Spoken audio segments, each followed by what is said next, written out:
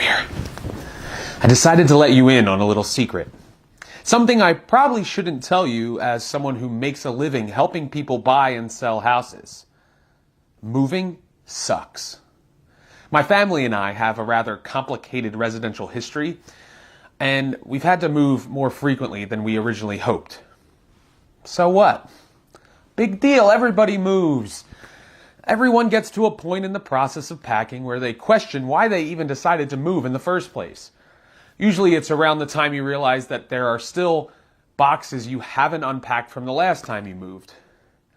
But honestly, I think some of you will agree, moving sucks. Especially when your move is not your move. What do I mean by that? I mean when it's ultimately brought on by circumstances beyond your control. Moving is always hard, but typically the pain of leaving old memories behind is dulled by the excitement of moving on to bigger and better things. But the truth of the matter is that many people are forced to relocate for a variety of reasons. And without the hope of something better on the horizon, this can be a devastating turn of events. This hard truth had a profound effect on me personally. It caused me to really take a look at my life and career, and in many ways, it was the catalyst for developing a new mission and vision for my business.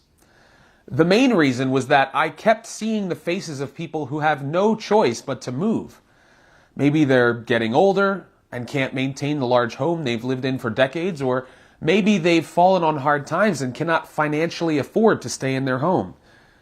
Whatever the case may be, I'm sure this hits home for a lot of people.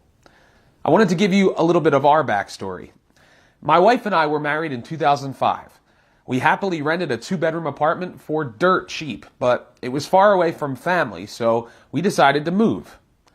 For years, we both had heard about how renting was essentially throwing your money away. So, being young and naive, and with no kids, we decided to wade into the uncharted waters of home ownership. It was the American dream! We bought a small condo, 748 square feet, in December 2006, at what was, unbeknownst to us, the height of the real estate market. We loved our new place, and best of all, we had ourselves a good old-fashioned investment. We brought our first son home from the hospital in February 2008. Then came the Great Recession, when the real estate bubble burst and home values plummeted. Again, unbeknownst to us, our condo association had had some legal issues, lawsuits, etc., which caused them to lose their FHA certification.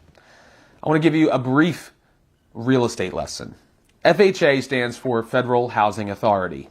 It's a mortgage product that's backed by the government, which allows first-time home buyers with little savings to buy a home with only 3.5% down at the time of purchase.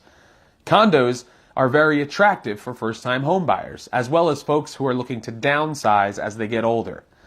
This means that many condos are purchased using either 1, the FHA loan for young buyers with little savings, or 2, with cash proceeds from the sale of a larger home. In the case of cash purchases, oftentimes people will sell their homes for less since they're getting cash, which does not really help in driving up home values. Take away the ability to obtain FHA financing, and you basically cripple any condo owners from being able to sell their condo at a fair value. Not to mention that people had been approved for mortgages for years with very little regulation, which led to a ton of foreclosures. Foreclosures, no FHA financing, and cash-only purchases left people in dire straits and unable to sell their condos. And now back to our regularly scheduled programming. That's exactly what happened to us and thousands of other people. Our home value fell by more than 20%. Coupled with the fact that we financed 96.5% of it, it meant we were underwater. Fast forward to 2010, we now had 2 small boys in our little condo and felt trapped. We attempted to sell it in 2011, which in hindsight was a complete waste of our time and our realtor's time. I don't even remember if we had a single showing. In 2012, thanks to the advice of a very helpful realtor, we were able to refinance using the HARP program, which saved us on our monthly mortgage payment. We decided to rent out our condo and then try to rent a larger home as a primary dwelling. We soon realized that the difference in rent costs when moving from a 2-bedroom to a 3-bedroom was nearly 50%. Miraculously, we found this cool, almost abandoned farmhouse in Lansdale, Pennsylvania, that was being rented for less than our mortgage payment and condo fees. And we fell in love. Sure, the roof leaked, the floors had holes, and it was incredibly inefficient as far as utilities were concerned, but we were getting a home that we would never be able to afford otherwise. So we quickly signed the lease and prayed fervently that God would find us a tenant for our condo. Believe me, being a landlord has certainly added some gray hairs to my luxurious mane, but it was worth it to have a backyard and an old-fashioned country home, almost all to ourselves. Now, we knew that one of the reasons the home was so cheap was because the landlords were going to eventually develop the land and put new homes on the property. But that always seemed to be really far in the future. We didn't pay much attention to it. Fast forward to 2005. We heard rumblings that the township approval process was moving more quickly than anticipated, and the likelihood that development could begin sooner than later was increasing. So this put me and my wife in a bit of an uncertain position. Our thought process was, what if they ask us to move out when there's nothing available that meets our needs? Plus, we didn't want to go through another winter in that home if we were not going to be there long term. Because though we loved our house, the pipes had frozen every winter. And the previous winter, we went without hot water for 2 weeks.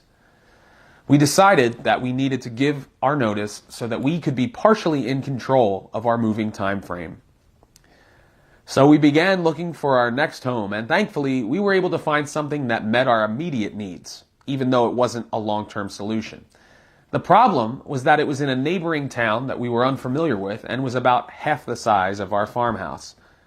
But we were thankful to have found something for this next, albeit short, season of life. This place would allow us to save some money and hopefully position us to one day be able to buy our forever home, even if we were never able to sell the old albatross. It wasn't ideal, but we pacified ourselves with the truth that we knew it was only temporary. However, I was dumbfounded by the emotional toll that this move had on me and my wife. I just couldn't understand it. I mean, we lived in our condo for 5.5 years, and in our farmhouse for only 3.5. But for some reason, this move was much harder on us. Why is that? I think it's because the farmhouse was, in a strange way, the fulfillment to a dream we thought would not come true.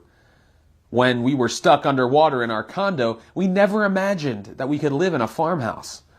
The ability to have a home where we could entertain, a place where our kids could run around outside and enjoy the fresh air, a place where some of our sweetest memories were made. I'll always remember how beautiful the home looked when my wife would decorate for autumn and Christmas. I'll always cherish the cups of coffee that my wife and I shared on the back porch swing at dusk. I'll never forget watching my boys jumping into their play pool in the backyard and laughing uncontrollably. And I'll always laugh when I remember all of the ridiculous things that we put up with for 3.5 years simply because we loved that house so much. We tried to make a list of all the things we wouldn't miss. Believe me, there were a ton of things. But the things we missed were just too weighty to ignore. Did we want to move? No.